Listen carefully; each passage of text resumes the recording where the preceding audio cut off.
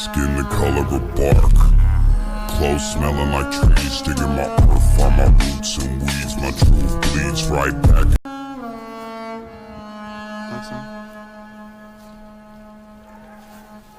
Skin the color of bark. Clothes smelling like trees. Digging my earth, find my roots and weeds. My truth bleeds right back. ايه ازيكم يا اخواتي؟ عاملين ايه؟ جايب لكم النهارده فيرجن 14. هطلع اتكلم برضو عنها لان في ناس بتقول لي ايفل النسخه كل ما اخش عليها بتطلب مني تحديث. تابع بقى معايا الفيديو ده للاخر عشان تفهم. نسخه لو انت ثبتها على طول هتطلب منك تحديث. تابع بقى معايا الفيديو للاخر. سايب لك تحت في الديسكريبشن لينك ملف. تمام، انا برضو كنت طالع اتكلم عن الحوار ده. سايب لك تحت في الديسكريبشن لينك ملف. اول ما تدوس عليه كده على اللينك اللي انا سايبه لك تحت في الديسكريبشن هيفتح معاك الصفحه دي. تمام، هتقوم دايس على المربع. ثواني، هتقوم دايس على المربع ده كده هيحمل لك زي ملف كده في الداونلود. هتقوم بعد ما انت حملته هتقوم داخل على مدير الملفات، ذاكرة الهاتف هيكون نازل لك في الداونلود. تمام، هتلاقيه مضغوط، تقوم انت دايس عليه وتقوم فاك الضغط من عليه. تمام، استخراج، تقوم راجع الملف اتفك الضغط من عليه. طيب بص يا قلبي، تقوم داخل عليه كده. لو انت ثبت فيرجن 14 على طول هتطلب منك تحديث. انت بقى هتعمل ايه؟ مسمي لك النسخه اللي هتتثبت الاول. تمام، النسخه اللي هتتثبت الاول هتثبت النسخه دي وهتخش عليها برقمك وتفتحها عادي. بعد كده في الاخر خالص تقوم مثبت فيرجن 14. انت لو ثبت فيرجن 14 على طول اول ما تخش عليها ويجي لك ارسال الكود، يعني اول ما تيجي عند صفحه الكود هتلاقي النسخه طلبت منك تحديث. تمام، فانت هتخش تثبت النسخه اللي هتتثبت الاول دي. هتثبت دي، هتقوم دايس عليها كده، بشرح لكم مفصل اهو. تمام، تقوم دايس تثبيت. بعد ما انت تدوس تثبيت وخش برقمك والدنيا تمام اكنك هتكلم ناس. بعد كده ثبت فيرجن 14 في الاخر. تمام، علشان تفتح معاك بالصفحه اللي انت شايفها دي. النسخه مش هتطلب منك تحديث طول ما انت فاتحها جوه. النسخه شغال بيها مش هتطلب منك تحديث. النسخه ممدده مدى النهايه، بس لو انت هتثبتها على طول هتطلب منك تحديث. تمام، زي ما انا فهمتك هتثبت النسخه الاولى. هفهمك تاني. بعد ما انت نزلته وفكيت الضغط من عليه هتثبت النسخه الاولى. سايب لك النسختين دول في ملف واحد. مسمي لك النسخه اللي هتثبت الاول. هتثبت النسخه دي بعد كده لما تخش برقمك والدنيا تمام هتقوم مثبت فيرجن 14 ده في الاخر. تمام، طيب بص بقى يا قلبي، تعالى بقى اوريك كده مميزات النسخه سريعا كده. النسخه طبعا فيها تحرك شتات زي ما انت شايف، الدنيا تمام. ولو دوست على اللي فوق دي كده في اخفاء شتات، ودي فيها اشكال. ولو دوست على شبه الكمبيوتر دي كده قطع نت عن النسخه. ولو دخلت على اول واحده وخصيت الفيروس في حاجه ضروري. طيب فعل دي مش هتهنج اشعارات. بص يا قلبي، في ناس بتشتكي لي بتقول لي النسخه ما فيهاش عيب وربنا. النسخه انا متاكد منها من 1 لحد 1000. تمام، فعل دي مش هتهنج اشعارات. بص يا قلبي، انت لو فعلت الخيار ده وواحد بعت لك فيديو، واحد بعت لك صوره، واحد بعت لك اغنيه، مش هتوصل لك. لان دي الزرار ده مركبه بسبب ان لو حد مثلا رمى عليك فيروس اشعارات مش هتهنج منه. تمام، يبقى انت لو حد بيرمي عليك فعله، مش بيرمي عليك ما تفعلوش، بس كده. ودي خاصيه الفيروس. تمام، عشان الكونكتات وكده. ودي اخفاء اخر ظهور والمنع حذف الستوري وكده، واخفاء مشاهده الستوري مش مشكله. نخش على بعده اللي هو بريرسي. تمام، وهنا ايفل اللي هو فيرجن 14. لو دخلت على اول واحده هنا تساقط التلج، وهنا تحرك شتات، وهنا اشكال 3 دي، وهنا خطوط النسخه. طيب وهنا نسخ الاحتياطي والاستعاده عشان لو تركب ملف سرعه. وهنا فتحه اكتر من رقمين على النسخه، بلاش تلعب فيها عشان مش هتفهم. وهنا صور والوان الواجهه عشان تتحكم في الواجهه اللي بره. وهنا التحكم في الستوري. تمام، هنا عشان تنزل فيديو اكتر من 30 ثانيه لمده 9 دقائق. وهنا عشان تنزل فيديو بجوده عاليه على الستوري. وهنا عشان تنزل صور فيديوهات بجوده عاليه على الستوري وكده. وهنا تنظيف ملفات النسخه علشان لو مساحه تليفونك وحشه. وهنا تنظيف ملفات النسخه باستثناء، ده بينظف لك ملفات النسخه كلها. ده لو انت عايز تنظف الصور بس، الفيديوهات بس، الملصقات بس كده، كل ما تريد ان تعرفه عن ايفل. وهنا كريدت بتاع النسخه شكله طرش بمعنى الكلمه. وهنا تشينج لوج تغيرات النسخه، طبعا برضو شكله عظمه فشخ. وهنا قناتي، وهنا لينك شاتي، وهنا لينك الانستجرام. تمام، وهنا موقع تصفح. يا ريت ما تفتحش 6 يعني بعد اذنك عشان ما تنجسش النسخه. هنا جوجل زي ما انت شايف. وهنا يوتيوب لو دوست على اليوتيوب. ولو دوست على الانستجرام. ولو دوست على الفيس، موقع تصفح جوه النسخه. تمام، النسخه بامانه طرش بمعنى الكلمه. بلس بقى في حاجه كده حلوه. تمام، طبعا فيها سحب رومات. في ناس بتسالني يعني فين سحب الرومات ده. تعالى افرجك يعني ايه سحب رومات. بص يا قلبي، انا هعمل روم اهو، ولا اقول لكم بلاش نعمل روم عشان ما ندخلش في ناس ما نعرفهاش.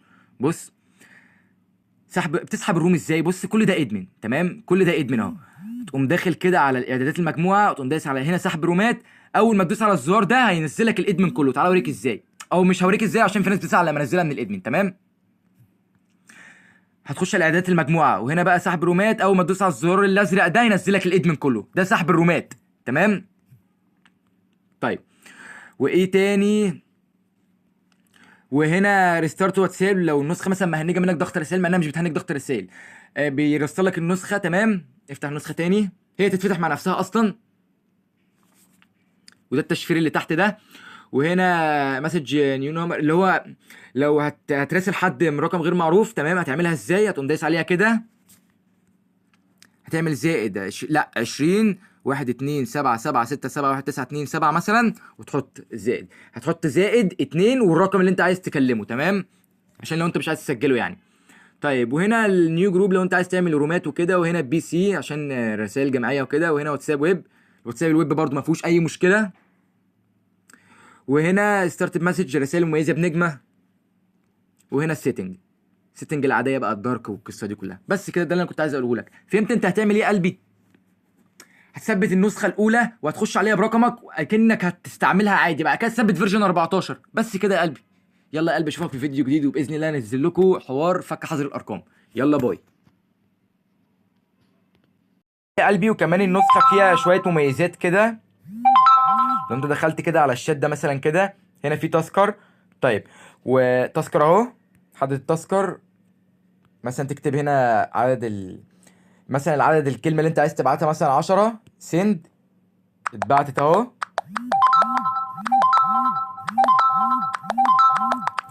طيب وهنا في برضو تذكر لو انت عايز تبعت برضو منه. وهنا في اللي هو زي زغرفه، لو انت كتبت مثلا هنا كلمه ايفل، دوست على اللي فوق دي اهو، الزغرفه اهي. طيب ولو انت دخلت كده على الشات، بترجم لك كل حاجه جوه اهو. وبلوك وابلاغ عن جهه الاتصال. تعالى بوريك حاجه. لو انت عملت بلوك كده، انت عملت بلوك للمخلوق ده، لو انت فكيت البلوك عنه، متهيألي انا اول واحد عامل المميزات دي في نسخي من زمان قوي، فاهمين؟ طيب لو دوست على ريك كده، اكني صوت ضرب نار.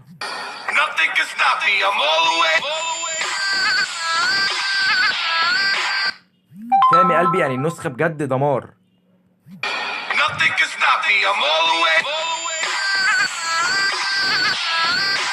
تحرك شتات، وعندك 3 دي اهو. يعني بامانه النسخه عظمه قوي. انا نزلت لكم ليها تمديد وعرفتكم ازاي تنزلوها، علشان النسخه بجد متتعوضش. انا فهمتك ازاي اهو في اول الفيديو تنزل النسخه. تمام، هتثبت النسخه الاولى، ركز معايا اهو. هتثبت النسخه الاولى، بعد كده هتخش عليها برقمك وتخش بالكود بقى وكله تمام. بعد كده تثبت النسخه اللي هي فيرجن 14 اللي هي دي، بعد ما تثبت النسخه الاولى. بس كده يا روحي، اقرا بقى الكلمه دي مع نفسك كده. النسخه هتطلب من النسخه هتطلب تحديث لو مسحتها ونزلتها تاني.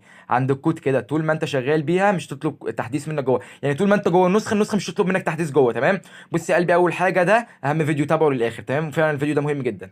ثانيا يا قلبي الملخص، انت هتثبت النسخه الاولى وتفتح عليها رقمك، بعد كده تثبت نسختي فيرجن 14. ثالثا يا قلبي النسخه متمدده مدى الحياه، يعني طالما انت شغال بيها بعد ما ثبتت النسخه الاولى عمرها ما هتطلب منك تحديث وانت فاتح النسخه. خلاص كده. رابعا يا قلبي حل مشكله الريكورد، دور على كلمه التثبيت من مصادر غير معروفه. بص في ناس الريكورد مش بيشتغل. تمام، دور على في تليفونك كله عن التثبيت من مصادر غير معروفه. تمام، هتلاقيها في الامان عشان تشغل الريكورد وتبعت صور وتستلم صور وكده.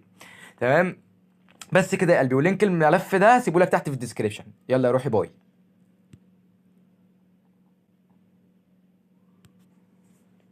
واشوف وشكوا على فيديو جديد. تمام، مع فيديو فك حظر الارقام، المحظور الاباحي وكله، مع برنامج عظمه. تمام، والنسخه دي بجد انا اللي يعني نسختي الشخصيه، وبجد انصحك انك تشتغل بيها. نسخه بجد عظمه فوق ما تتخيل، نسخه بجد نهايه مجالك، وبامانه انا مش هغيرها. تمام، انت كده فهمت زي ما وريتك في اول الفيديو انت هتعمل ايه. بس كده يا روحي، يلا يا قلبي، اشوفك في فيديو جديد. يلا سلام.